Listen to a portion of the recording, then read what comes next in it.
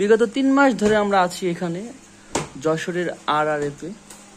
তো অনেক স্মৃতি, 3 মাসে অনেক স্মৃতি জমা হয়ে রইল। তো আমরা এখন আমাদের কোর্স শেষ, যেহেতু আমরা সবাই এক এক করে চলে যাচ্ছি। আজকে অনেকে চলে গেছে, তো হরতালের কারণে আমরা যেতে পারি নাই। তো কালকে আমরা চলে যাব। সবাই গোছ গাছ করতেছে। প্লেনের টিকিট নাকি? তুই প্লেনে যাবো? তো টাকা আছে প্লেনে। কেমন লাগলো 3 মাস? 3 মাস খুবই ভালো ছিল। মায়া জড়ানো স্মৃতি বিজড়িত সেই মাইকেল মধুসূদন দত্তের দেশ ছেড়ে আমরা আমাদের নিজেদের স্বদেশীগণ উদ্দেশ্যে রওনা দেবো কালকে। এখানে 3 মাস আসার পরে যে অনুভূতি, সেটা ভাষায় প্রকাশ করা যায় না। সুন্দর সুন্দর মেয়েরা ছিল অবশ্য, কিন্তু আমরা ওদিকে চোখ দিইনি। আমরা ভালো ছেলে।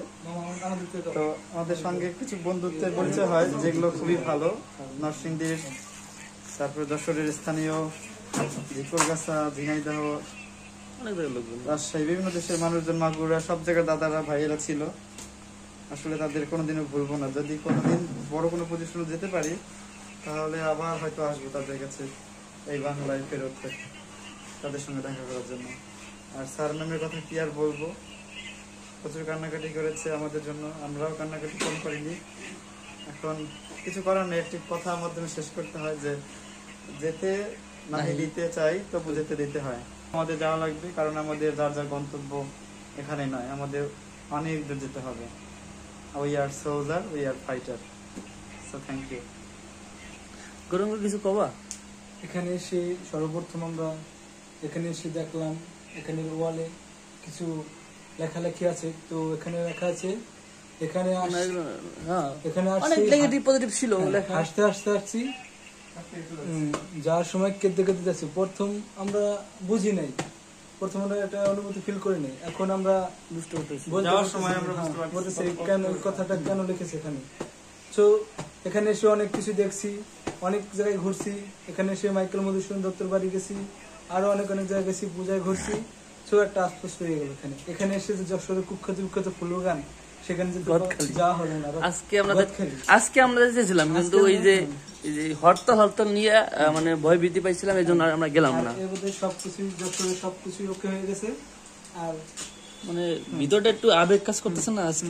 আজকে চলে যেতেছি, মন থেকে কিরকম যেন একটু লাগতেছে। তোমার এই কথাটা বাস্তব। যে আমি যখন যাইতেছিলাম, তন্ময় বলছিল যে মামা এখান থেকে মানে যখন বিদায় দেয় সবাই খুব কান্না করে। আমরা ভাবছিলাম যে কি কান্না করে, 3 মাস আসাটা কোর্স করে, যাওয়ার সময় কান্না, মানে আমরা এরকম ভাবছিলাম। কিন্তু আসলে এখন বুঝতে পারতেছি যে তন্ময়ের কথাটা সত্যি, মানে ভিতর থেকে চলে আসে। মানে নিজের যে একটা ফ্যামিলির মতো সবাই হয়ে গেছিল এখানে।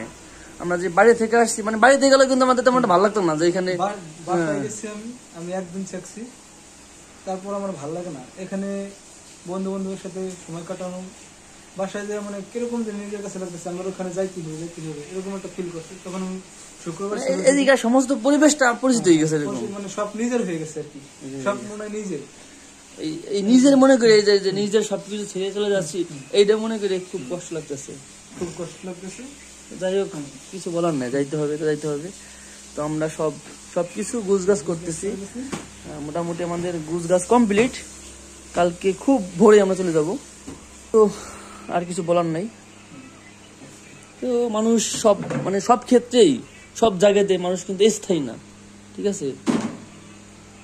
তার কোনো না সময় একটা জায়গা থেকে তাকে সরে যেতে, অন্য একটা জায়গা যেতে হয়, এরকম আমাদের সেরকম। তো সবাই ভালো থাকবেন।